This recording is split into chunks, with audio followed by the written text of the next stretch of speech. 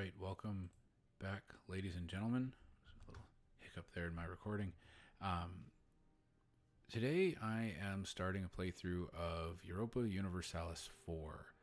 Now, I am fully aware that at the time I'm starting this, EUIV has just released. It's November. I'm a little surprised that they didn't wait till closer to Christmas to release it. I'm not sure why they chose to release it now, but that's okay. EU4 is one of my favorite games of all time. I would put it up there with Mass Effect. It's absolutely an incredible game. And so I will get EU5. Quite frankly, right now, I can't justify it. It's the base game is $60. The premium edition is $90. If I get a Christmas bonus this year, maybe I'll buy it for myself. But for right now, I can't justify it. So I'm here playing EU4. I am playing right now with every one of the DLC enabled, and I'm playing the extended timeline mod, which adds back into the game numerous features that were coded but then never added, and it also brings the timeline way out so that you can play for thousands of years beyond what the base game would allow you to play. And my goal here, I'm playing as Muscovy right now. I'm still, even though it's the extended timeline, I'm still starting in the normal early start of November 1444. And my goal is to do something that I've done parts of in many playthroughs, but I've never done all the way. So my goal will be, so we've got one thing already done. My goal is to form the Russian Empire and then go with the third Rome option. I'll explain kind of more what that is about here in a second. And this creates essentially an imperial theocracy under the Orthodox Church.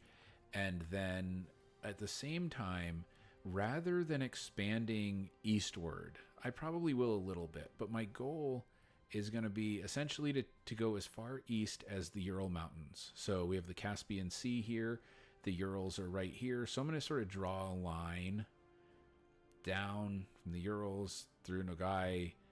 We have the Aral Sea there. Probably somewhere in this region is where I'm going to form my eastern border.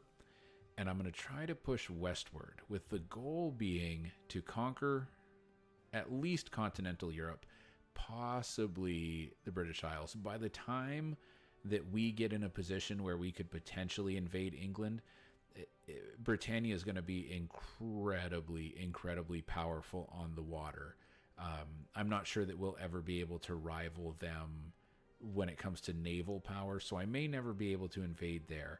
But my goal is going to be to conquer the entirety of continental Europe, and as much of the Middle East and North Africa as possible, with the hope of essentially reclaiming what was once the Roman Empire, plus all of this territory that the Romans never had. The basis, of course, for this, if you're not familiar, so Rome was the original capital of the Roman Empire, obviously. Constantine moved the capital to Constantinople. Now, that's the name given to it by the people. It is the city of Constantine. But Constantine referred to it as New Rome, and it became the New Rome. As Orthodoxy became subsumed in this region by Islam, Rome, of course, becomes Catholic. Constantinople is taken over by the Ottomans and becomes a Muslim city. The Hagia Sophia, which was sort of the Orthodox equivalent of Vatican City, and St. Peter's Basilica, more properly, is turned into a mosque. It remains a mosque to this day. Moscow up here became the next really significant center of Orthodoxy, and the Russian Empire became an Orthodox empire. And so in the culture of the Russian Orthodox Church and the Russian Orthodox people, Moscow came to be seen as the third Rome. It is the successor to that great, city of the world's desire. And this is still true today. You will find a lot of Russians today who still, who very much think this way. If anything, it's kind of becoming more popular in the post-Soviet era. Let's see, we'll go to the national tax modifier. It's interesting, as an Orthodox Christian myself, I am not Russian Orthodox. I am Rusin. And the Rusins are a group of people who originate in this area here, what is today like Ukraine, some of Russia, Belarus, this area. And you can think of them as like the West Virginians or the Appalachian hillbillies of Russia.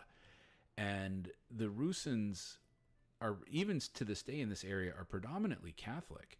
When they came to America, the American Catholic Church had no concept, this is in the 1800s, of what Byzantine Catholicism is, and didn't like the fact that they were Catholic in a sense, but had married priests and practiced a different liturgical rite, and ordered them to change. And the Rusins, being essentially Eastern European Appalachian hillbillies, said, no, we're not doing that, and en masse left the Catholic Church and became Orthodox. And they did so under the Patriarchate of Constantinople because of the treatment, the oppression that they had suffered at the hands of the Patriarchate of Moscow over the centuries. And so the Rusins, the church that I belong to, is under Constantinople, not Moscow. And there's currently a state of schism between the two. It began, I believe, in 2018 and really accelerated in 22 with the Russian invasion of Ukraine. That the Patriarchate of Constantinople and the Patriarchate of Moscow, whoops, I need to turn that off, are not in communion with each other. So it is very much a Russian thing, the idea that it's the third Rome, and not so much a Constantinople thing. But it's fun to play as Russia if you want to play Orthodox, because if you're starting in the normal, the 1444 start, the Byzantines here are about to get bulldozed. There is no hope for them. So we're going to take on Muscovy up here. We need to set some rivals, some people that we can hate, because nothing invigorates a nation quite like hating people from other nations. And that is something we're just going to do right away here. So we have for decisions.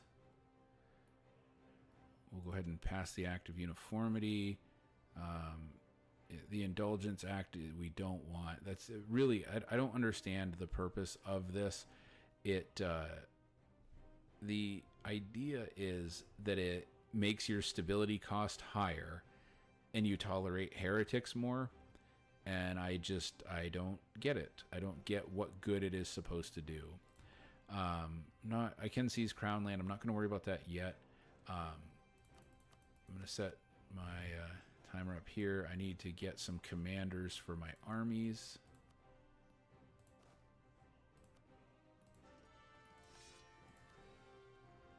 And let's see what... So if you've been watching, hopefully that music is not super loud. It sounds loud in my ears, but hopefully it's not in yours. It looks like my mixer is set right. So if you've been watching my channel, I just finished a playthrough of Crusader Kings 2. Crusader Kings doesn't have the mission trees. It's a very different game. Something that EU4 has that I love are these mission trees. They give you something to do, something to work for.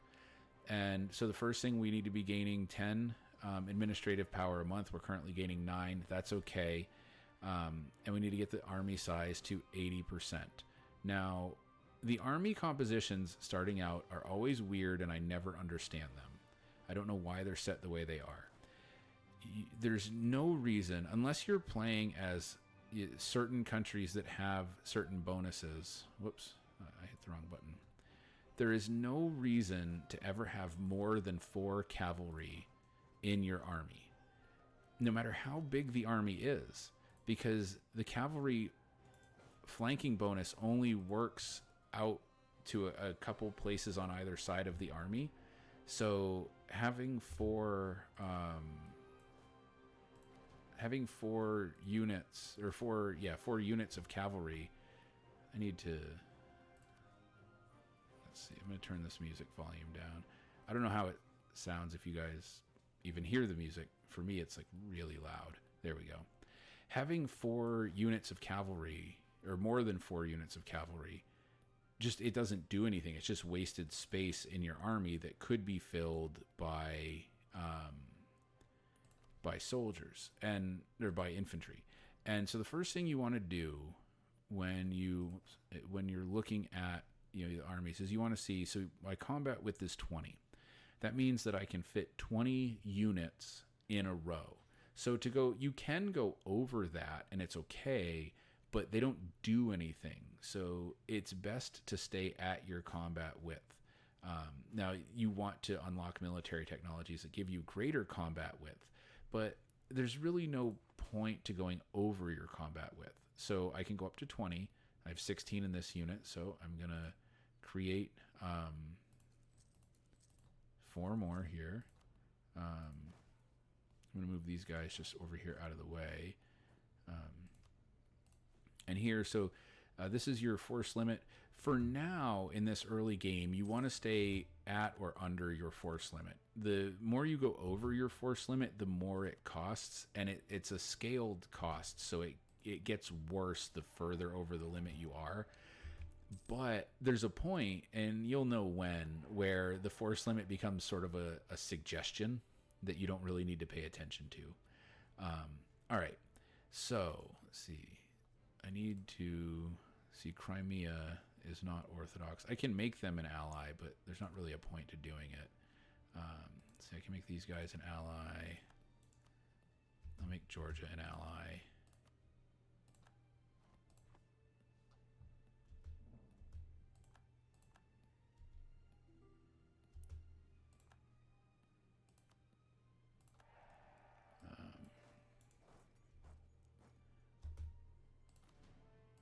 Now, you'll notice they have this little attrition symbol here, so they're losing a certain number of soldiers per month.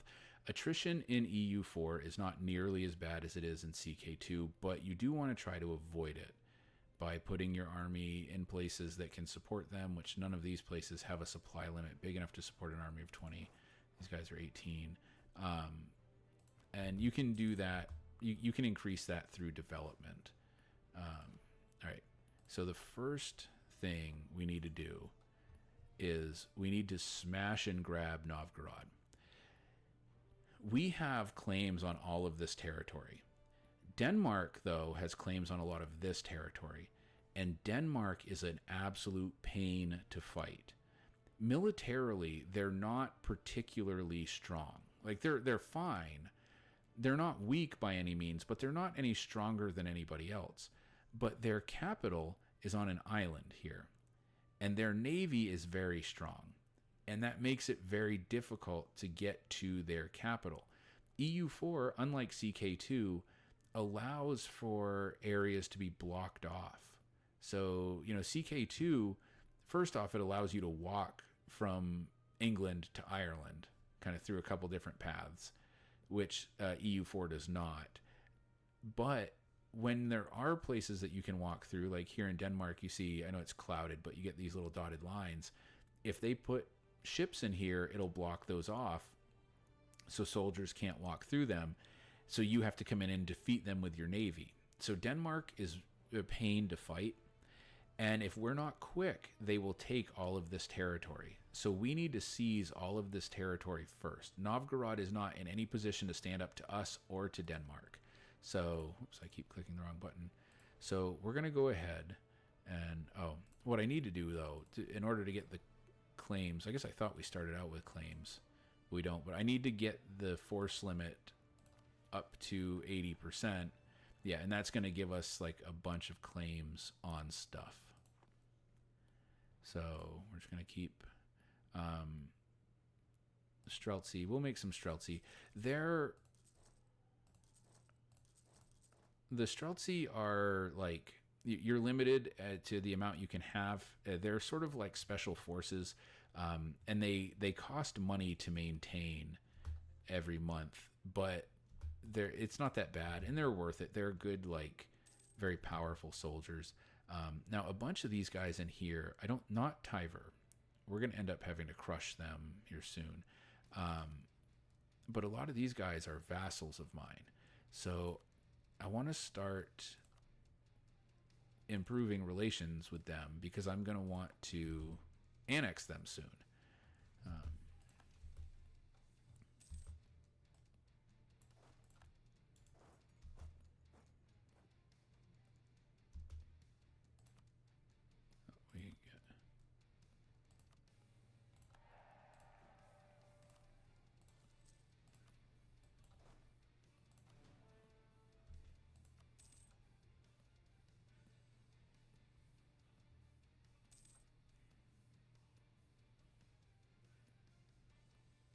All right, so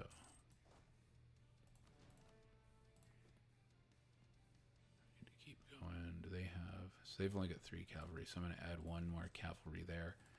You need to keep an eye on as you're making these. See, we have a manpower limit here.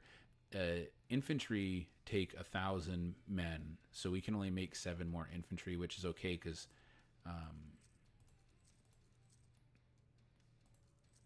think that should get us close enough, and that should bring us to where this is at the 20 force limit, or combat width rather. All right, so this is an annoying thing. We start out as a tribute of the Golden Horde. We're gonna have to break that fairly quickly, but we will do that second. We really want to crush Novgorod first. Okay, that didn't. I have 1 guy in production still.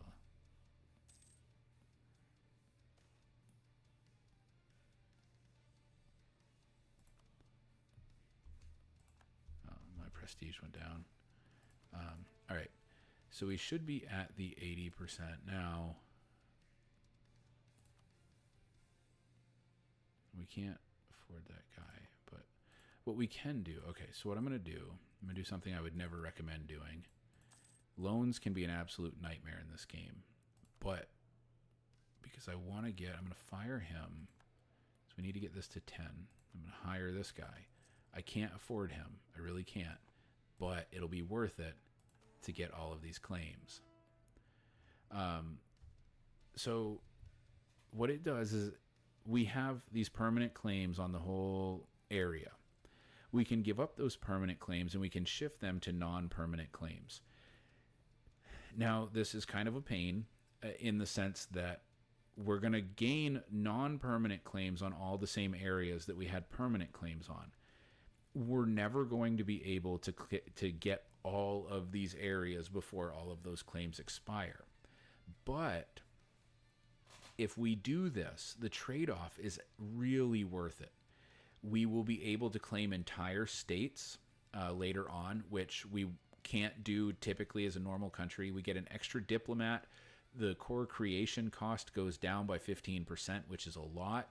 We can claim areas that are bordering areas that we have claims to, and there's no additional claim cost. So basically what this means, in a sense, what it's saying is that if we give up the permanent claims for non-permanent claims, then even though some of these claims will expire before we are able to carry them out, it will be cheaper for us now, and it will be easier for us to make new claims in the long run. So in my opinion, this is a much better idea than if we just keep the permanent claims and don't change anything. The benefits far outweigh the annoyance of having to fabricate more claims later on. So we now have tons of claims on everywhere. And we have enough military power now that I can hire 1 more leader. So one of the huge differences between CK2 and EU4. CK2, if you have more soldiers, you will win. EU4 is not like that. In EU4, if you have an army, it doesn't matter how huge that army is. If it doesn't have a commander, or if the soldiers are, technologically inferior to the enemy, you will lose, and you will lose badly.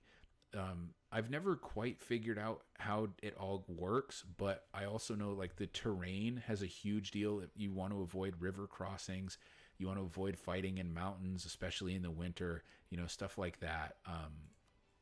There's a lot more to this. One of the things I really wish that just will never be, and hopefully it's in EU5 or will eventually be in EU5, is the ability to run the nation and to like declare war on Novgorod and have the armies act autonomously.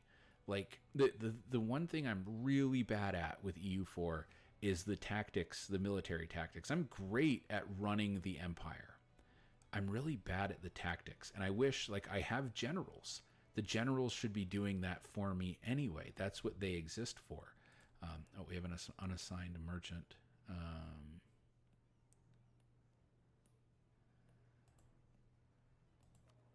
So we can send him to collect from trade. I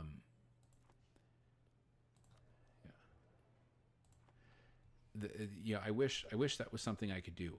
But one thing that is really nice, you have to be careful with it, but that's really nice about EU4 over CK2 is so Novgorod is allied with Odoyev, which is down here. I want them too.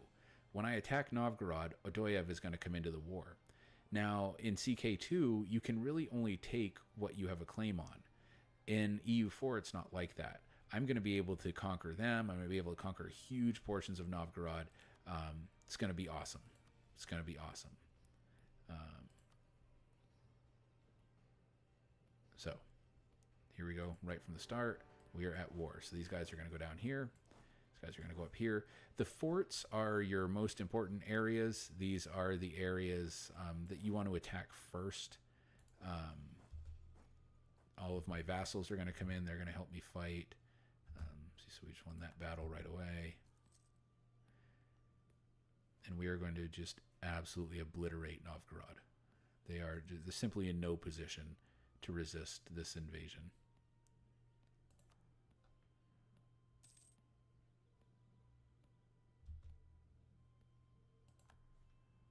See, Denmark. So Denmark controls all of this. These two are puppets of Denmark, which is what makes it like we have to take this area early on. They've declared war on Sapmi rather.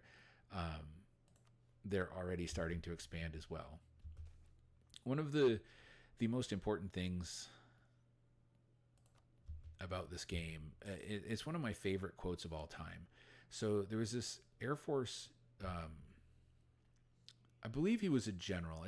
I don't think he was a field marshal. He was a British Air Force commander named Arthur Harris. His nickname was Bomber. They called him Bomber Harris. And in the aftermath of World War II, when discussing what went on, he made a statement that the Germans entered the war under the rather childish delusion that they were going to bomb everyone and nobody was going to bomb them. And that's the thing that you have to remember as you're playing this game, right? That it's not just me. I'm not just out. See, Novgorod's in no position to really resist me, but they're trying. They've got an army over here. I'm going to go crush it, but it's there. Just because I want to expand, right? I'm not the main character. Everybody else in this game is trying to expand also, and they will attack me, and they will attack the places that I want to attack, right? I'm going to have to get rid of the Great Horde here soon. And that you have to understand that going into this game. See, they're about to win. I think that was a river crossing there. I lost that battle.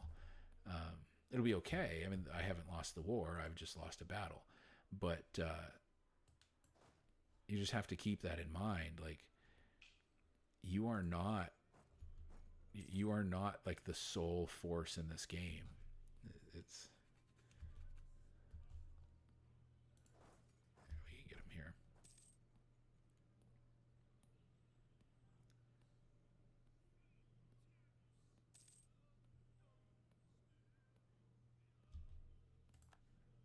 We've won the siege of Novgorod, so we control their capital now.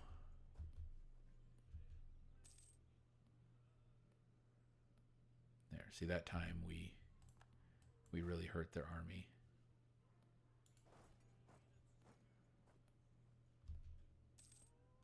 So now we just siege down these last few provinces.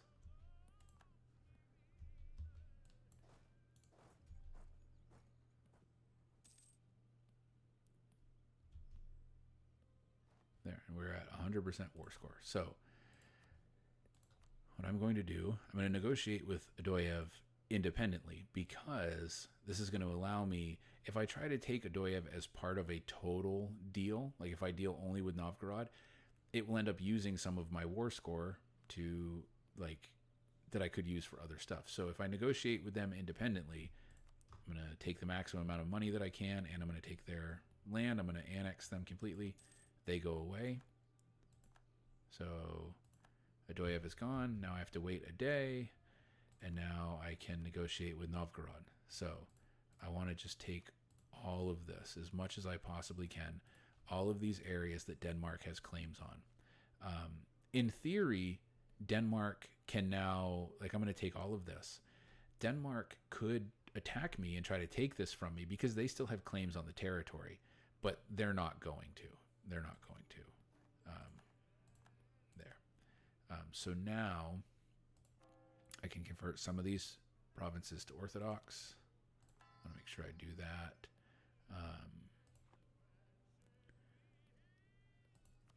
And now I need to core all of these places. I need to integrate them into my kingdom.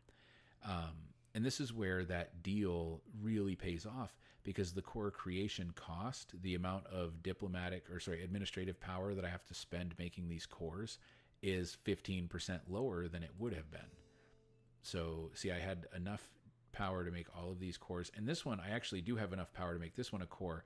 It's just that you have to, like, to make something a core, it has to be bordering a place that is already cored. So they just have to wait a little bit. That's all. So this is where it starts to really pay off. Now Novgorod's still sitting here, but they are now completely isolated from the rest of the world. Nobody's going to ally them. They are trapped here forever. They just are. They're just trapped here forever. These guys, I'm going to try to vassalize these guys here in a bit.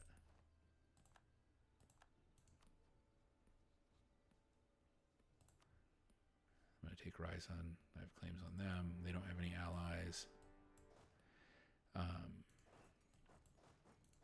A lot of people who know this game are probably screaming at me right now to, like, stop going to war. I am risking overextension by doing this, but it's okay. It's for a purpose. Overextension is sort of like credit card debt in that it can be really, really dangerous, but it's not inherently evil if you know what you're doing and if you're prepared for it. Like, I know what I'm doing here. I'm expanding in a way that basically that it's going to help me build the Russian Empire, and also because I need to crush the Great Horde. That hurts every so often when they demand like 60 gold. It might not seem like that much, but that hurts. It hurts my cash flow. It hurts my prestige. It hurts my legitimacy. It hurts everything. So these places are cores now. I can make them states.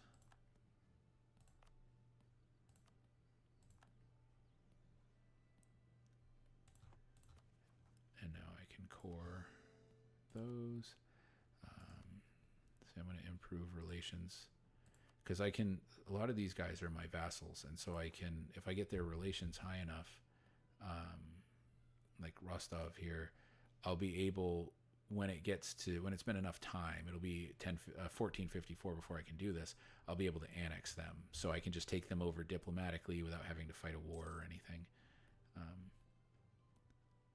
Which is always nice. If you can take stuff over without killing anyone, it's always nice.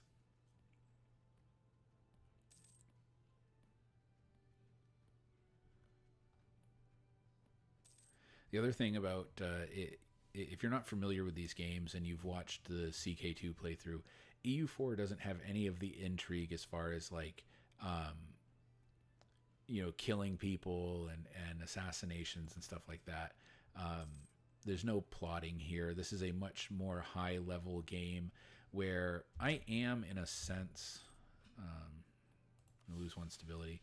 This is something, we'll talk about this in a second.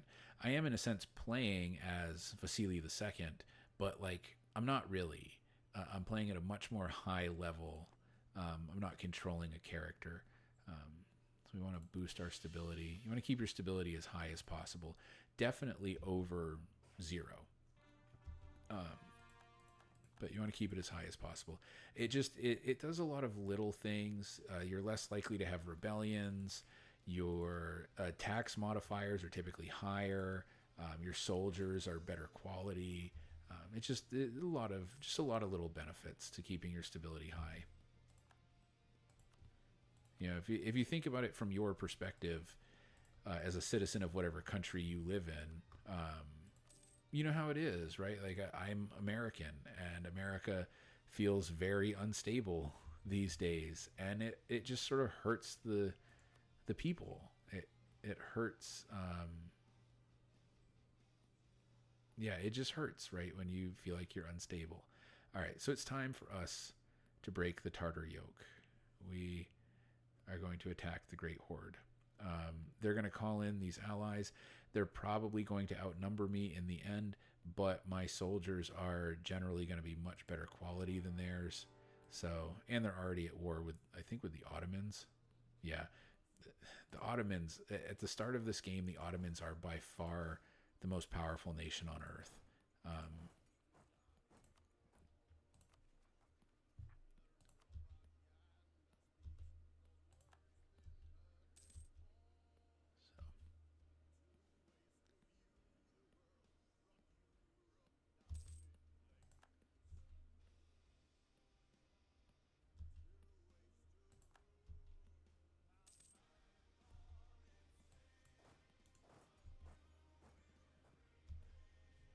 See, these guys are coming up here, but that's okay. Uzbek is over here. We'll handle them secondarily. The biggest thing is we don't even have to take any land. Just by taking the capital and sacking the capital of the Great Horde, it will end that that deal where I have to pay them. And bypass, I think, is down here somewhere. Yeah, right there.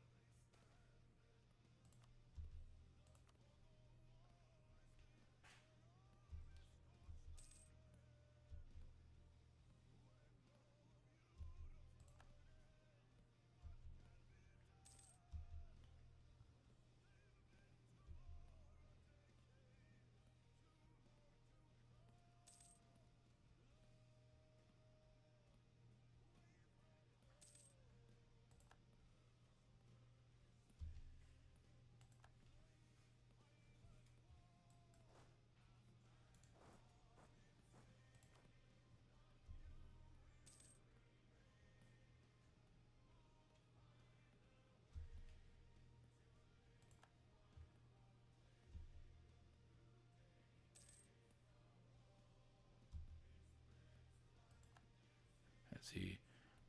Denmark and Norway are both claiming this territory that I took.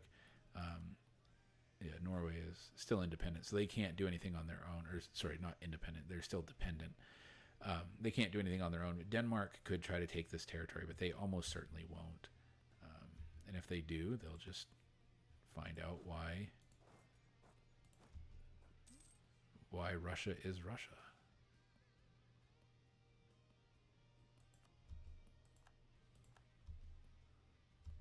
Shoot, I was hoping I could get to Novgorod before they took it over.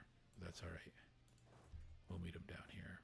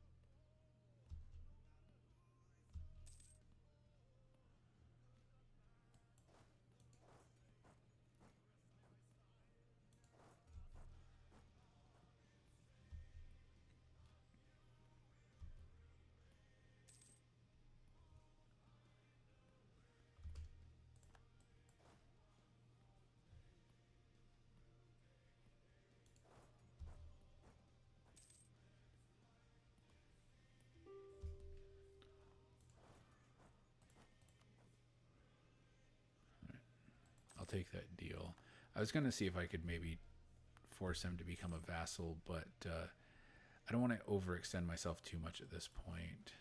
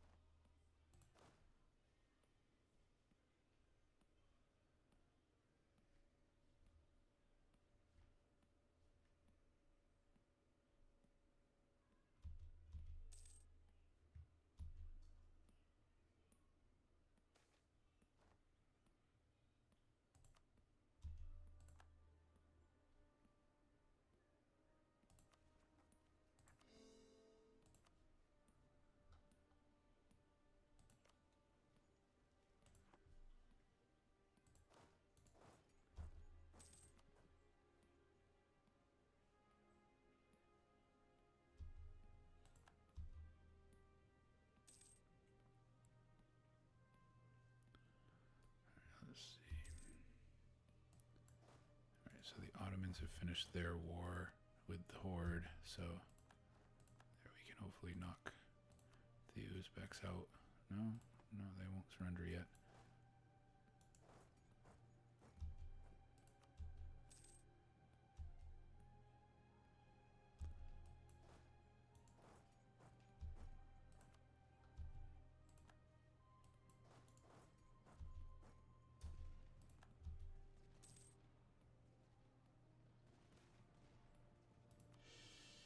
There.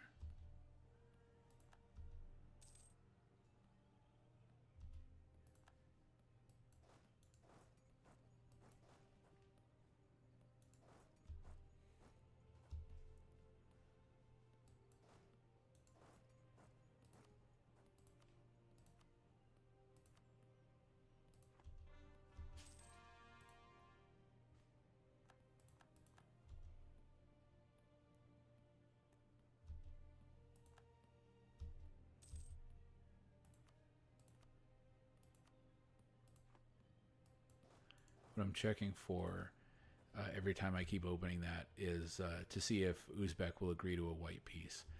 I don't really care at all about defeating Uzbek and like getting territory and stuff from them, and getting them to pay me tribute and stuff. I guess I can. Yeah, so they'll pay 92 ducats. But yeah, I just want them out of the war because see how my war score jumped now to 99. That's the biggest thing.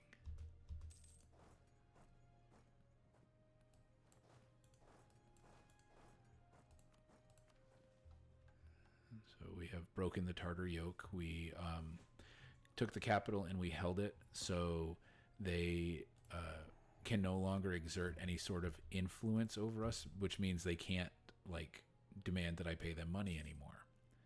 I'm just going to finish off this siege, get to 100% war score, and I really like taking this area. This is a nice little trade node down here. Definitely not one of the most important in the game, but it's one that brings in some money, and it cuts the Horde off from that trade. So now, see, I can't annex them all at once, but I can totally neuter them here. They will not be at all what they once were, and now their days are numbered. So I'm going to go back here. I don't plan to go to war for a little bit, so I'm going to mothball all my forts. I'm going to bring these guys, see, somewhere that can handle them.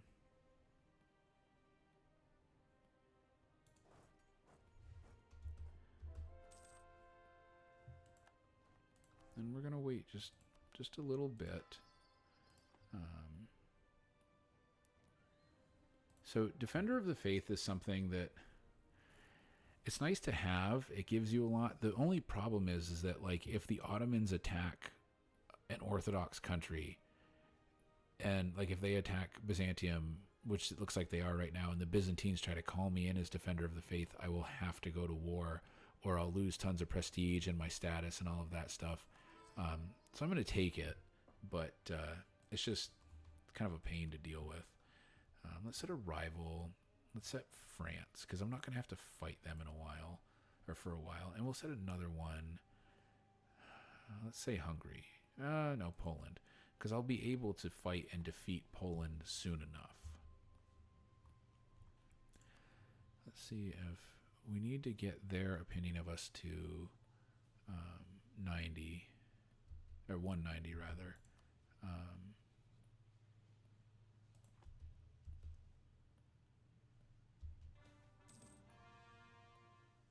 So that we can make them a vassal.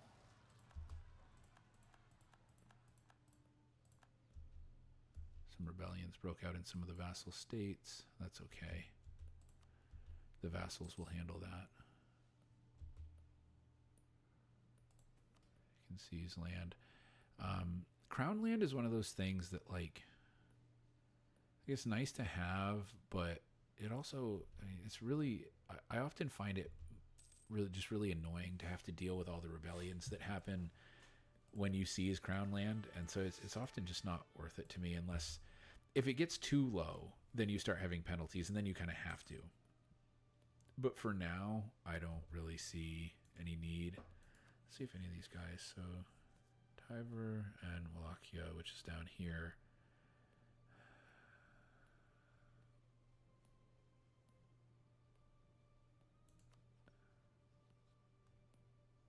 They're a March of Poland. Wallachia is not. Yeah, it's time for these guys to, while we're waiting. I wasn't planning to go to war right away, but let's bring these guys into the empire.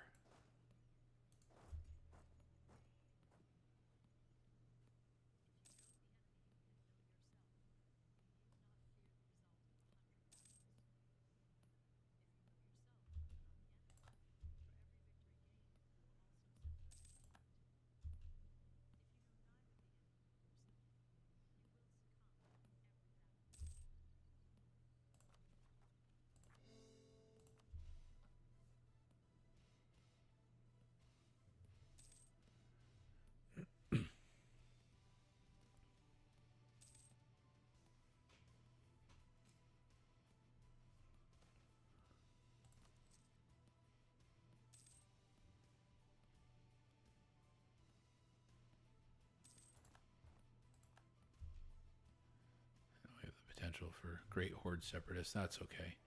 We can deal with that as the time comes. What I'm going for right now, so form the Russian nation. This is what I want to do. To form the Rus is easier, but it doesn't have the flavor. It changes a lot of the missions and mechanics. I want to form the Russian nation, and I'm going to do that through having a high administrative technology and through controlling all of these areas. So what I'm doing is consolidating this area. Now, it does require administrative technology of 55, which I'm at 47. So it's going to be a little while. It's going to take me a while to build up the administrative power, especially since I keep coring everything, which takes a lot. But it's worth it right now, right? We've got all the time in the world. Right, I'm playing the extended timeline mod. There is no limit to this, so it'll be okay.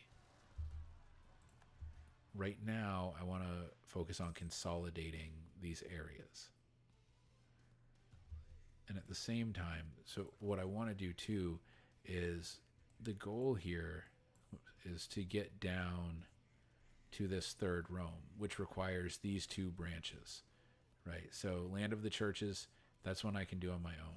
The biggest thing here is, like the invade Novgorod, conquer Ruthenia, partition Poland, annex Carpathia, which you'll see is down here. If I play my cards right in this war, I might be able to make Wallachia a vassal. I doubt it at this point, but we'll see. Protect the southern Slavs, and then ultimately the third Rome. So I've got a ways to go, but it is going to involve a lot of conquest, and that's okay.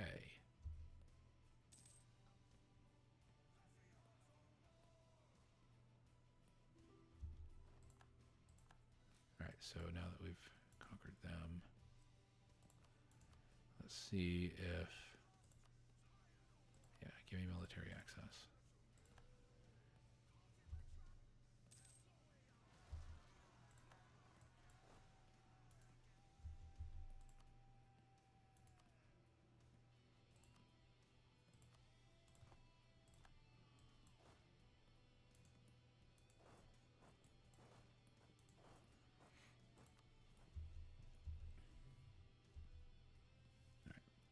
So we've got some separatists there. Hopefully the vassals will deal with them, but if not, it'll be okay. We've got plenty of time. We can deal with them in a little bit.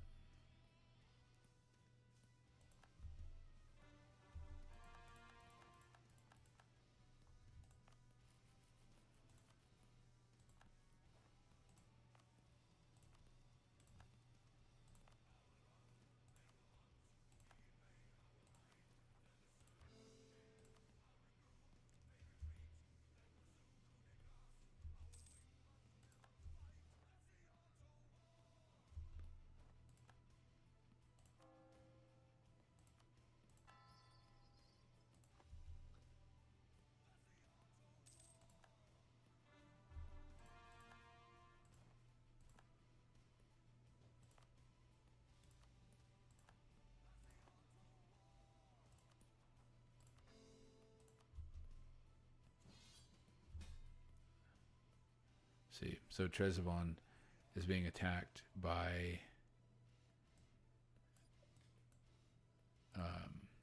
the Ottomans. As defender of the faith, I'm obliged to help them.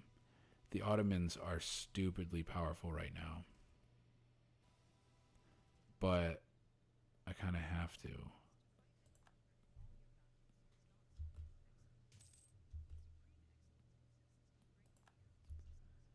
They're going to obliterate me. Like, I am not ready to fight the Ottomans.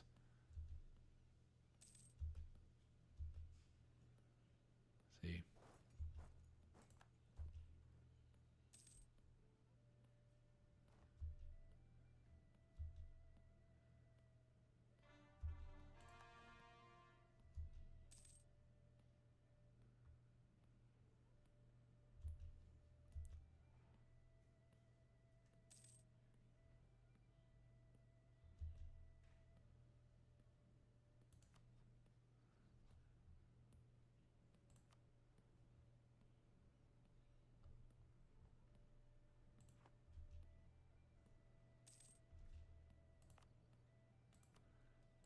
Thankfully, the Ottomans probably won't try to take anything from me when I lose this war, because I am going to lose this war.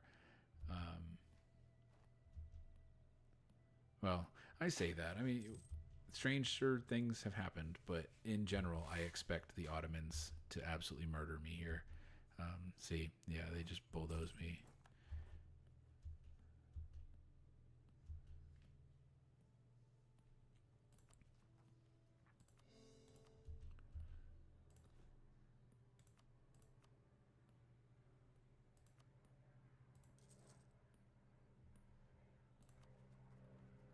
Let's see.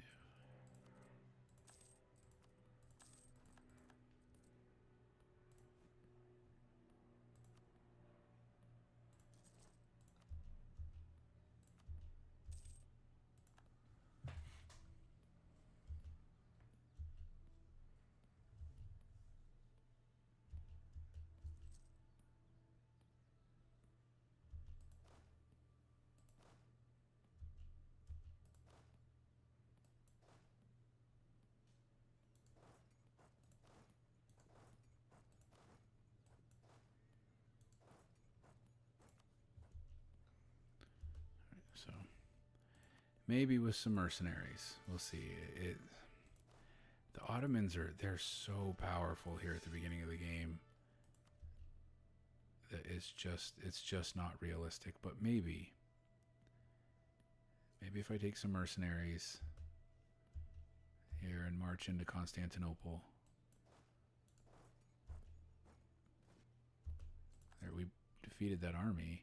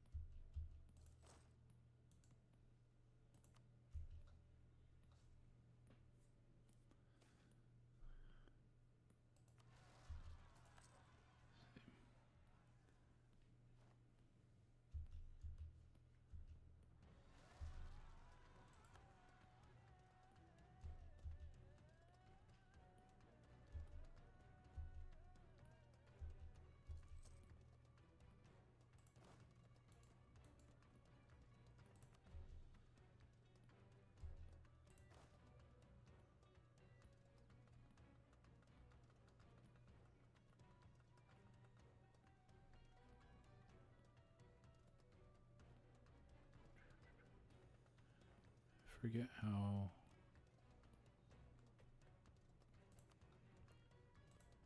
There's a way. Maybe it's here.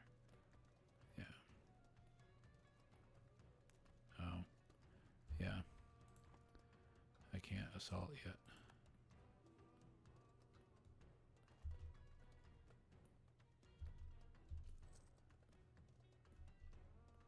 So my hope is right now, if I can take this fort, so the Ottomans will have to go like up that way, and if I can slow them down long enough, I can. Well, if these guys are helping, maybe take Constantinople, and at least force the Ottomans into a white peace.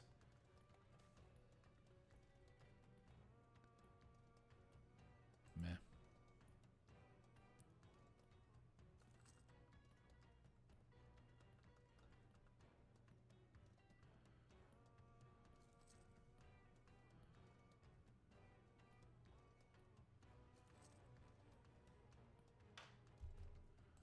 Whoops, wrong button.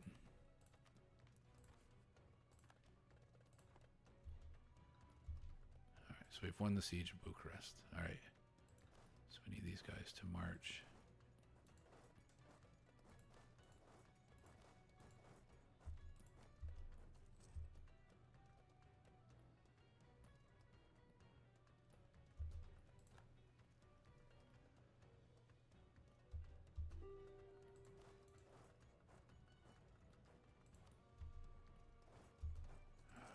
Shit, they didn't get there in time.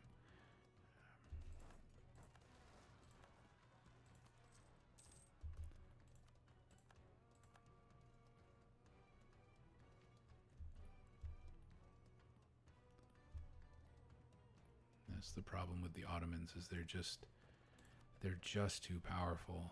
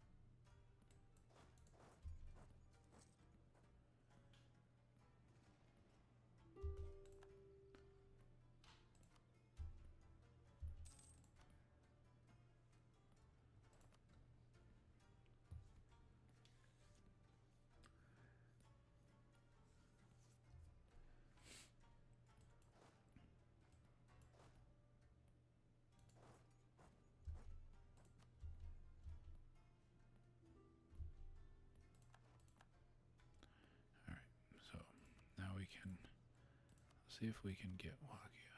No, so they won't become a vassal. Alright.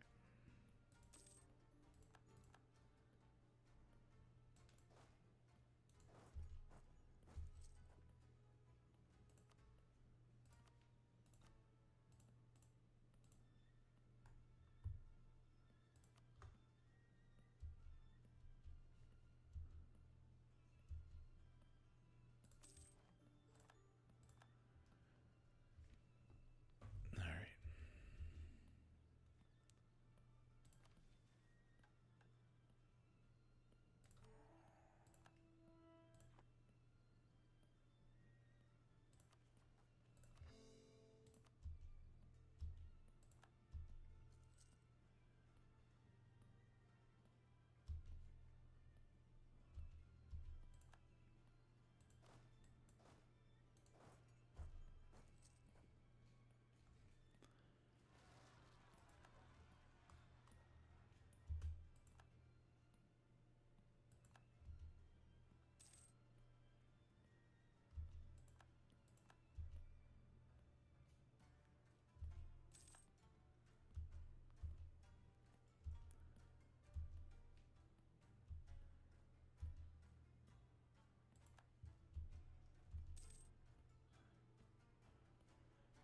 Sorry, I guess I'm just realized I'm not saying anything. I'm completely focused on if I can potentially eke out some sort of victory here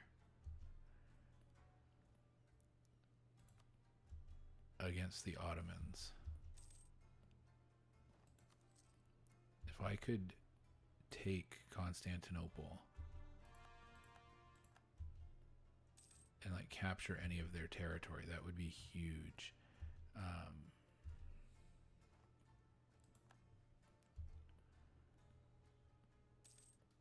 But the problem is they have soldiers over here now, and they're just so powerful. There, so I've captured Constantinople.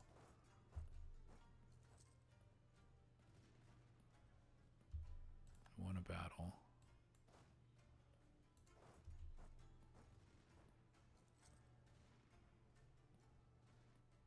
Won another battle.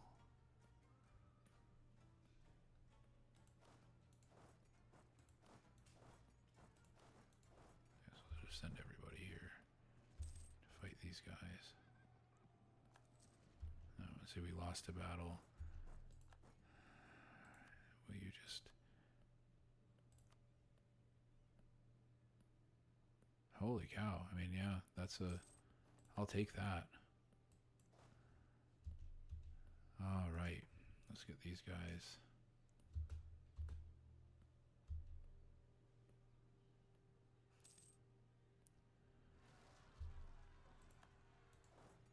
Let's get these guys back up here.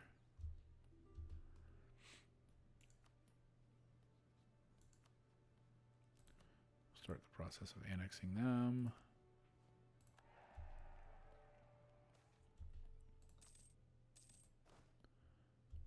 We're going to need somebody to go over here and fight these guys.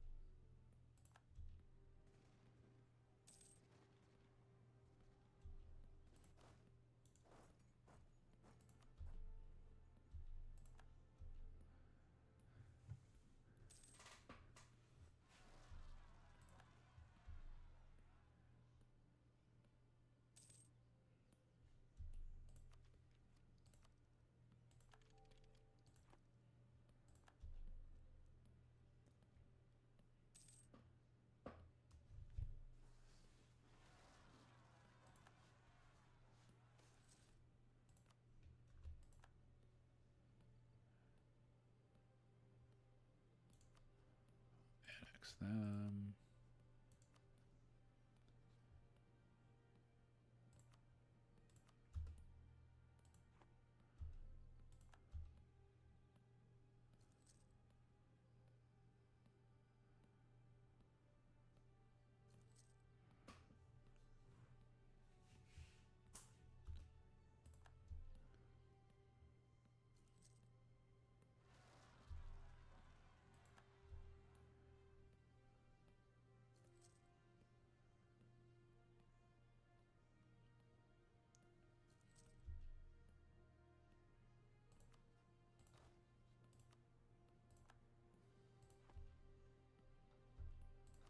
See if we can repay any loans. Having loans, or we can repay. Having loans hurts the economy quite a bit with like inflation and stuff. And we'll have to get rid of some of these mercenaries. It's nice to have mercenaries when you can, like if you can afford them, but they are expensive. So you can't always afford to just keep them around all the time. They're nice to have because they like when you have them. Let's see if I can find a place for these guys to go. When you have mercenaries, they like you don't have to use your own manpower to maintain your army, but it costs money. And like in that case, so I have this mercenary company and I'm making money now. I have the ability to keep these guys on retainer. I can pay them but I can't have both companies with me right now. There'll be a time here soon enough. I'll be making so much money it'll be ridiculous. Um, but at any rate, it's been about an hour now, and as you can see, we've expanded Muscovy quite a bit. We have really, really hurt Novgorod. They are going to be completely isolated now. Nobody's going to ally them. Hopefully, we can get these guys up to an opinion of 190, and then I can vassalize them, and I won't have to. I'll be able to just annex them, so I won't have to fight them. We've got a little bit more. We're annexing Pskov over here, and then we'll annex a couple more countries. We'll take some more of the Great Horde. And then we'll start pushing down through Europe. We managed to squeak by with the Ottomans. The Ottomans at this point in the game are very, very powerful. We will be able to overtake them, but it's going to be a while. It's going to be a while. I'm going to try focusing on the next big goal here, invade Novgorod. We just kind of need to conquer the rest of it, and then we're going to start pushing south this way through this area here, and probably in my spare time I'll go for the window on the west, take over this, and start trying to go down this way. And eventually, once we get enough of a coastline, we'll be able to start building ships on a large scale and be able to compete with Denmark. This Black Sea access down here, taking over Crimea, is difficult. The Crimeans are usually allied with the Ottomans. They're actually not in this case, so that might be next playthrough. I might want to try to smash and grab Crimea. But at any rate, we'll see next time. But for now, we will stop here. I hope you all have enjoyed this video. As you can see, this is a very different game from CK2. They're clearly related, right? You can definitely see the family resemblance, but it's a very different game. In my opinion, it's a lot more fun. But that's where we'll stop for now. And as always, I will see you when I see you.